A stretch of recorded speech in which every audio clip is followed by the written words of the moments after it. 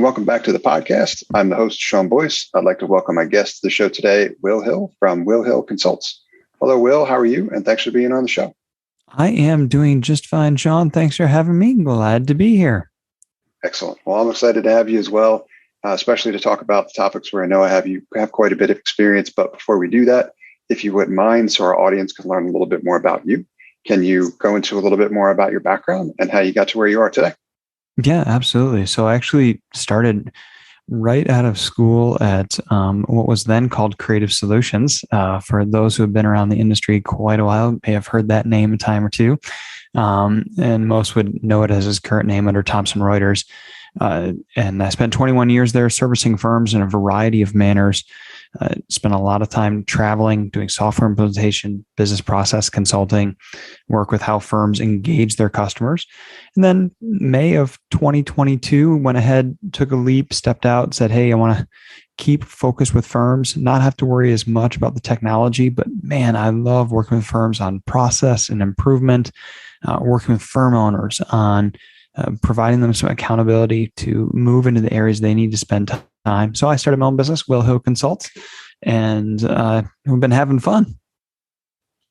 Very exciting. And I'm excited about your background as well, too. I think it's great for this show and the topics we like to talk about, which is all about finding waste, getting time back, reinvesting in areas of growth in terms of where firms would like to, ultimately grow or reinvest time if they had it, which unfortunately many firms do not have. So your area of expertise is also figuring out how they can get some of that time back. And I'd love to dive more into that as a topic.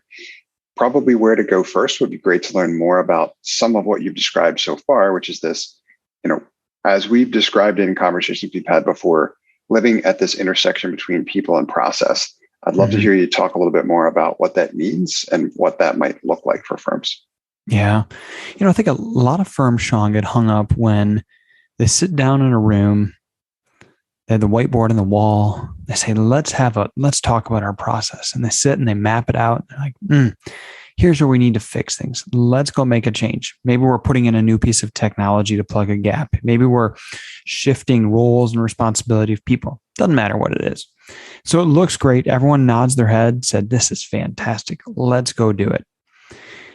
And invariably what happens, as you know, when we put change in place, nothing goes 100% according to plan. Things don't go smoothly. And all too often, we quit at the first sign of trouble. And we stop and go, ooh, maybe our idea doesn't work because fill in the blank with the scenario here. And the challenge there is that it doesn't necessarily mean the idea was wrong. Now, I'm not here to be a proponent of ramrodding every idea through, no matter what kind of resistance you get, right? Yeah. But just because there's a challenge or something that's difficult doesn't mean it was the wrong idea. And this is where you have to start to assess where people intersect with this process, because we're out of the laboratory at this point in time. We're in real life. We're balancing a shift in how we do things with the pressure of getting work done. We're balancing the shift of how we're doing things with the expectations of customers all of a sudden. We're balancing the shift of how we're doing things with a lack of experience in this new way compared to the comfort and knowledge and experience of the old way. And so that's where this intersection of people and process really comes into play, to step back and, I'm just going to keep going on your question for a minute, Sean. I'm going to ramble. But first thing is, when we hit those bumps, you've got to step back and ask yourself, what does this mean? Is this a real impediment to the purpose we were trying to achieve with this change? And where I see a lot of technology failure happen is when they hit the bumps, part of the reason they stop is they never tied the change to a purpose. So Sean, when you were starting your question, you talked about, hey, finding efficiency to use for purpose X, growth, give staff part of their life back, whatever that purpose may be. And I think we have a challenge in that when we start to make changes to say we want to gain efficiency, but we don't take the next step and say, what are we going to do with the efficiency? And we don't communicate that to the team whose lives are being changed inside of the workforce, then it starts to fall apart, because when we hit that resistance, we don't have a motive or a reason to push through.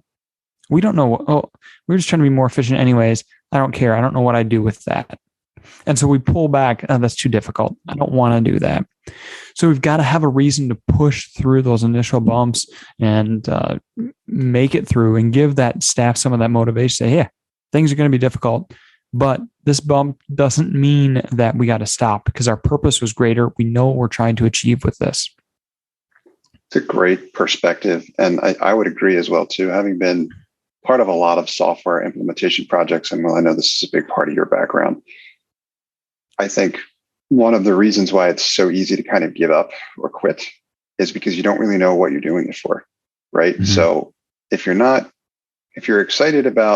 aligned in terms of what you're excited about, in terms of the possibilities or what kind of outcome you're ultimately going to be able to achieve, if you make this commitment and investment, then it's easy to lose sight of that, right? So you don't really have what's the pot of the gold at the end of the rainbow kind of set up for yourself. It's just kind of like, it's easy to lose sight of why we were doing it. And this just now feels like extra work, but I haven't seen any terms of benefit or results myself. And I don't know if I ever will. So probably along the way, unless you're really well aligned on that, you're going to start to lose buy-in for pursuing that change. Mm-hmm. So I'm curious to hear from your perspective as well, too, because I know you've been a part of a lot of projects like these. What are some of the things firms should do or could do at the beginning that can help them prepare for it when they inevitably run into some of these snags? Because I know you well, and I know you know very well that every project is going to run into some form of adversity, and any kind of change realistically as well, too. Whatever it is you want to improve, it's not all going to go 100% swimmingly because you're making changes, right? But the idea is that it would be worth it in the end. So anyway, I'd love to get your perspective on that. Yeah. So everyone's two favorite C words, which are communication and collaboration. And so let me just, on the communication piece, this has got to be broad. And I think I see this in firms that have recently grown, where they struggle with how much they're communicating to the broad team. So as firms grow and they haven't hit some of their whole firm communication rhythms yet, or they say, ooh, well, we're busy because we're growing. Let's only communicate to the people that we know this touches. And what I'm seeing there is a lot of times we miss some of the broader communication. Say, hey, Sean, got to make sure you know what's going on in the firm. Here's some things. We don't expect it to touch what you're doing, but we know that you work together with Sally, and Sally's going to be directly impacted to this. So if she's a little bit lax in getting back to you, she's focused over here. Or if you have any other ideas, here's the people that you talk to, right? So this idea of communicating the change broader than the people who are executing, I think we often lose sight of why we do that, or we bury it in the middle of a firm-wide note and just, oh, we're making some changes with this. We're excited.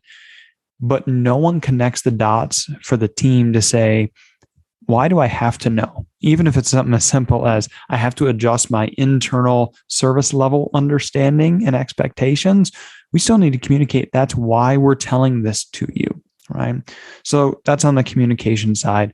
Let's see the collaboration side early, right? So let's say we decided to make a change, and then we're going to bring in the team to execute the change. That is not collaboration. That is someone carrying out your work ideas.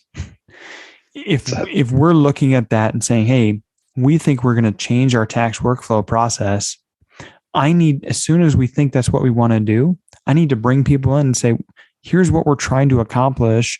We've got to make some decisions. Here are the options, or we don't have options yet. We're that early in this stage. Now is the time for the people whose daily lives are impacted to be part of that conversation. If you want collaboration, you've got to get involvement early on, right? Some things drive me more nuts than this, but one of the things in the business world that drives me nuts is at the end of a project, the project leader thanking people for their collaborative help. And all they did is simply carry out duties as assigned at the end of a project when most of the decisions are already made. And I'm sorry, leader, that's not collaboration. That's delegation. And they did your work. I would rather say, hey, here, we got the project done. Here's some folks that helped us execute. That's a more honest communication than saying we had a collaborative effort. And, as we battle some of the staffing issues in the profession right now, I think that's a big one, to be truthful in how we're communicating about the level of collaboration that is or isn't happening, and knowing that the team members want to be a part of some of these decisions, right? And I think there's a difference between the direction and collaborating around the choices you're making, right? So Sean, if you're the leader of the firm, it is up to you to set the direction and to point out to the horizon, say, this is where we're going, right? That's not a collaborative element. That's a directive of where we're going. But you don't have to know how you're going to get there. You just have to be able to point and say, that's where we're going. Now we're going to bring the people in. We're going to collaborate together on what process changes have to happen in order for us to go there. And there could be several choices of ways that the team could choose to do that. Great examples. I like the fact that you've called out the kind of like the marketing speak or the buzzword bingo in terms of reviewing a project. It was a group effort, it was a collaborative effort, all that type of stuff, or mislabeling it as collaboration when in reality it was just execution or something like that, right? Calling it what it is, I think, is important, because otherwise it can feel awfully disingenuous and backfire, right? It doesn't really, if your team doesn't believe you in what it is that you're saying, that you're only doing yourself a disservice and trying to describe it as something that it wasn't, right? I would much rather have someone thank me for helping get a project done. Yep. And that's what I did. Than someone saying, hey, we collaborated with Will and really got this done. Because in the back of my mind, I'm going, I know we really didn't collaborate. Now I feel my authenticity to my peers is now at risk, in my opinion. Like, oh, someone else who knows what level of involvement I truly had is going to look at me and go, we know you really didn't collaborate. You just did what Sean said. Whatever. Why does he like you more than anybody else to give you extra credit? And it just seeds that kind of stuff internally that you do not need in a firm or any business. Good point. Yeah, it can seem or almost feel somewhat innocent, or maybe it feels like almost going through the motions to an extent, but these things are real costs, right? And reverberating effects elsewhere in the organization, which it just makes everything you want to do from that point forward that much more challenging. So glad you identified that, because that's a nuanced element of these projects that I think isn't talked about enough. Mm-hmm. And it's also from the team's perspective, right? You can't do all of these things by yourself. You need your team to believe your plan, to understand your vision, the directives that you mentioned. You want people to rally around you. Then one of the first things you could do at a minimum is just be as honest as you can be about every role that everyone's playing as part of this process, right? And giving credit where it's due, but authentic. That's a key difference, as I would describe kind of what you had shared. And I'd also love to hear you talk about as well, because you have a lot of experience here, where you're seeing at the moment some of the bigger kind of workforce inefficiencies or firm inefficiencies in where they should be leveraging ultimately these strategies to try to make improvements. Like where are those? Where are the biggest opportunities at firms? Because you've already alluded to a couple of times, which I know we both know very well, because firms, a lot of firms are at or over capacity at the moment. So they feel like they can barely tread water. Where are some of these opportunities they should be looking at in terms of firm or operation that they either may not be, or just really not know where to start because they're overwhelmed? Yeah. So I would say the first place to start is internal consistency, Sean. And we're in such a high demand time in firms from their calendar perspective. Yep. That when someone discovers a faster, stronger, better way to do things, when they discover that there's something they don't need to do, asterisk, put a pin in that one, I'll come back to it in a minute. It's not being shared. And that is not because that person is evil and selfish and not a team player. That's a bunch of garbage. It's because that person's blasted busy. And they're like, ooh, I can't believe I didn't know this sooner. I bet everyone else is already doing it this way. And they just got their head down trying to crank everything out that's sitting on their plate. And so you've got to look at ways to say, hey, how do we surface that internally? Do we have conversations? Do we do some show and tell about a new way you've discovered to do something recently, right? And so that's one of those things that you want to look at is just internal consistency. Because if you want to scale, you've got to be able to leverage all of your staff. And if your staff have different workflow processes and steps for the same thing, then we're not going to be able to leverage well. We have to leverage inefficiently. This is commonly true post-merger, or we see the books of business come together and the marketing spend come together, but the operational process may not come together. And so now we say, ooh, I can't find staff. I'm going to go buy a small firm to buy their staff. But if we don't adjust their process, now if let's say, Sean, you've got a partner named Sally, and I'm one of the accounting folks that's prepping financial statements. If you have a certain way that you want yours organized or certain notations that you like, and Sally has something different, when I go to pick up my work, instead of just picking it up and going, first thing I have to do is say, whose client is this? Does this belong to Sean or Sally? Now I've got to do things differently depending on who it is. And that's ludicrous, right? That's an area where busy firms haven't taken the valuable time to leverage the scale that they truly have by creating consistent process internally. And it's frustrating to the team as well. I don't think it puts the right mode within there. Excellent point. I have so many questions for you about this one. I'm glad you brought this up. To try to solve something that you mentioned earlier, which is a trend in the industry that staffing and hiring challenges a lot of firms are experiencing, kind of this M&A angle has become a bit more attractive. So we've seen like some consolidation in the space, or like you said, an opportunity or kind of an initiative to try to acquire a firm in order to add their staff, right? And try to boost capacity that way. But if, number one, the process you were following at your firm, if you're the acquiring firm already, was inconsistent, and you're adding a new firm on top of that, you're talking about adding a significant number of combinations in terms of just how the work is being done, even if it's ideally the same work.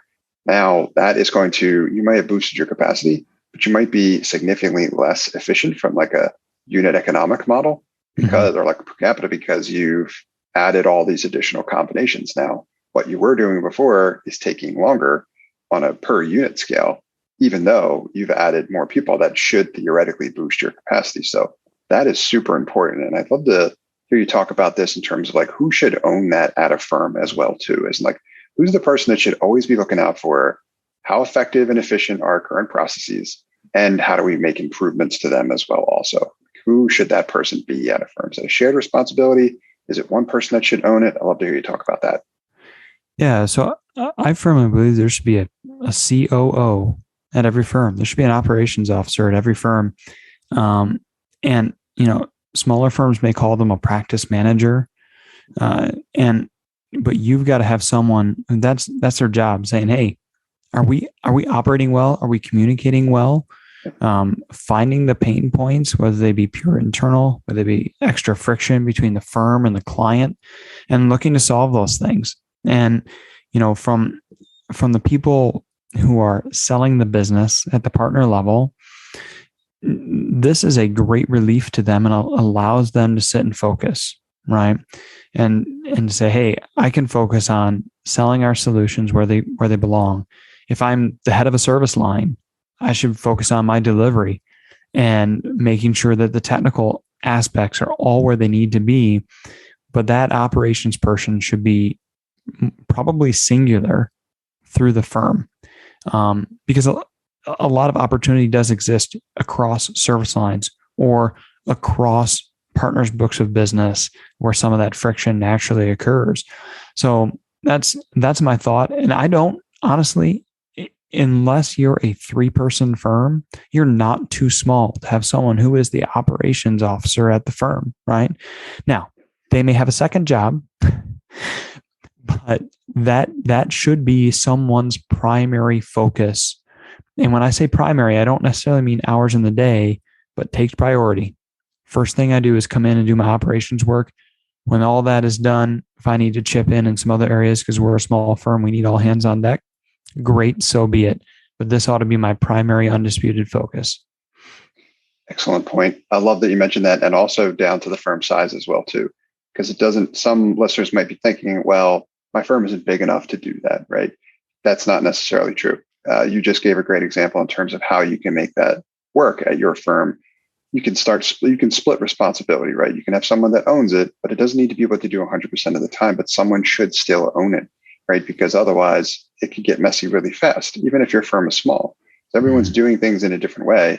That never scales. It doesn't matter. The other problem I've seen too, and I'm sure you've seen this as well, is I've seen this in other industries as well too, but a organization or a firm might feel like they're inefficient in some way, shape, and form, and they might want to look to technology as the solution to kind of fix that. But if their underlying process is inconsistent, the tech is probably not just not going to make that problem better. It could actually make that problem worse, because now you're trying to fit like the wrong jigsaw puzzle into the wrong piece, probably in the wrong puzzle, right? So it gets messier fast.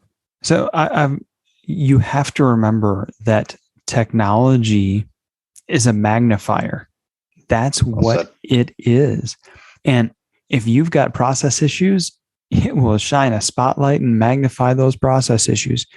If you've got a great process, it's going to magnify the efficiency of your already existing process.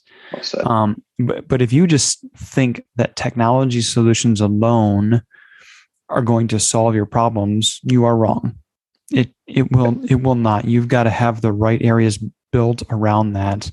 And that's why when firms go say, hey, we want to be more efficient, the best ones make sure they are efficient with what they have.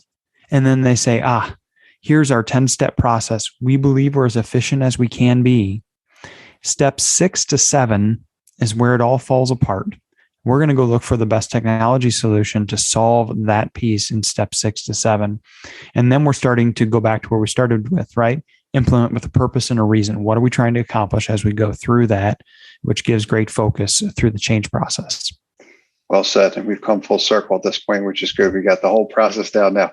And the other thing that I find, I'm sure you've seen this as well too, this part can be a little heartbreaking, so to speak, is when they point to the technology to try to fix a broken process. It doesn't go well and they blame the technology.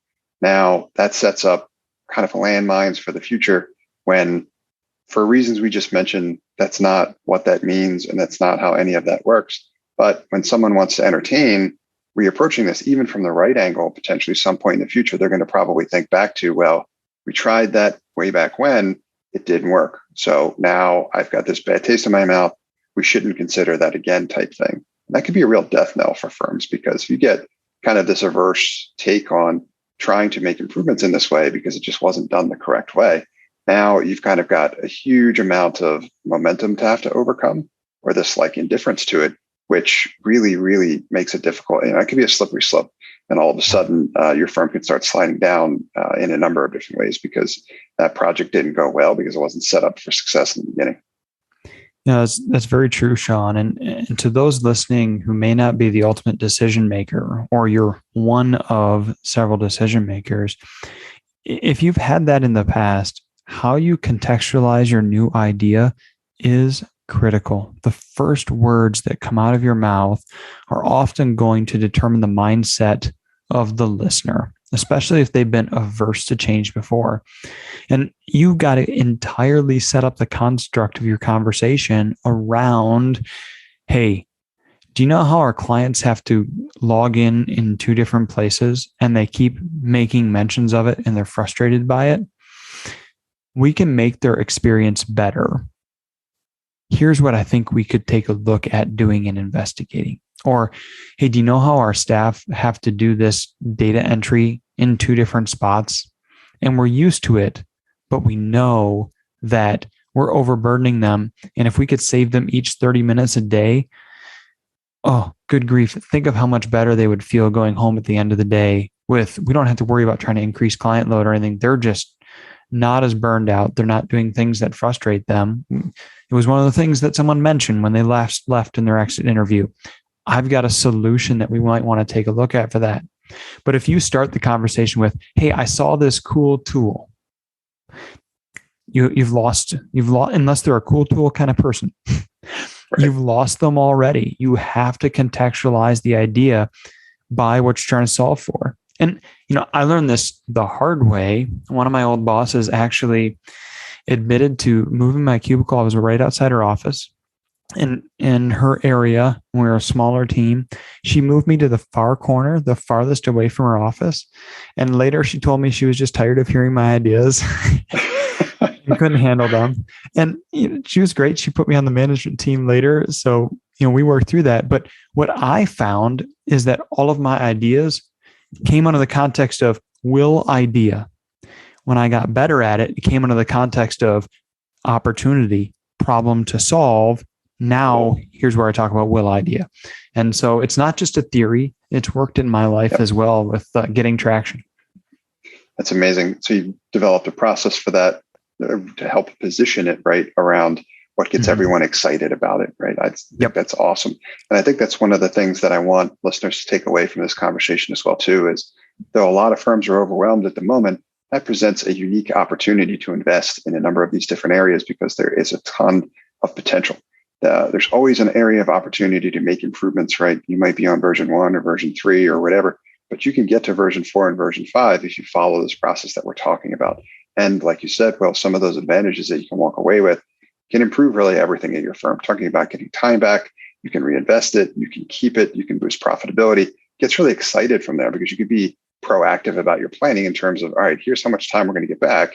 Here's how much more effective we're going to become. And here's other areas of opportunity to improve from there if we would like to. So it's really, I would argue, kind of an exciting time from that perspective. Is from an operational efficiency standpoint, I think accounting industry and accounting firms have some of the most opportunity in front of them at the moment. Mm-hmm. Yeah, I do not disagree. Awesome. Well, thank you so much for being here and sharing your experience. I could talk to you about this stuff all day. I have a couple questions for you before we let you go. The first is, are there any resources in particular that you would share with our audience where they can go to learn more about anything we talked about or anything that you think is valuable? Yeah, so we'll put the link in the show notes to a couple different articles that I've had published lately. One of them is around convincing your clients to change. And then the other is considerations for culling your client list. If you're looking at being overloaded and saying, hey, we have to narrow our focus a little bit to the right clients for us, what's a good approach to do that rather than just being kind of haphazard with those communications? So we'll put the links to those in there, a couple of good articles for folks to read. Amazing. Thank you. And we'll definitely link to that in the show notes. Another opportunity in terms of, I'm super excited to share that with folks as well, too. That accounting firms have, and a couple of different ways to really come up with an ideal solution when you're facing that problem or challenge. And then the last question I have for you is, who should reach out to you and how can they get in touch? Yeah. So, if you are a leader in an accounting firm, reach out to me and let's have a conversation. With smaller firms, I kind of look at that as 3 partners and less. I do a lot of one-to-one partner coaching and consulting on what are they doing with their time through the day, making sure that things are being done by the right people, and digging into workflow process for the firms as a whole through that. A lot of larger firms, I'll work through individual, hey, let's fix our tax workflow process. We've become disjointed and disparate of how things are done. Or if you just want some help saying, you know what, we have these annual or quarterly meetings and one of our leaders is facilitating them. They don't really get to participate. And then we struggle without having a true accountability to following through on the direction that we're trying to go. We feel like we're restarting every quarter and every year, and we keep saying the same things. We don't get traction. I'm here to help with that. You can email me, will@willhillconsults.com, or I'm very active on LinkedIn as well. Will Hill, tall, funny looking guy in the photo. Although you really can't tell my height in a photo, Sean. So Well said.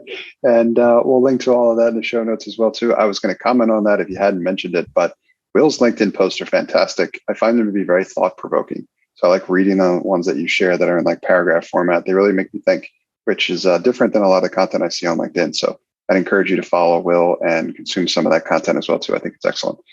Will, thank you for sharing your knowledge and audience. Thank you for sharing your knowledge and expertise with myself and our audience. It's been very valuable.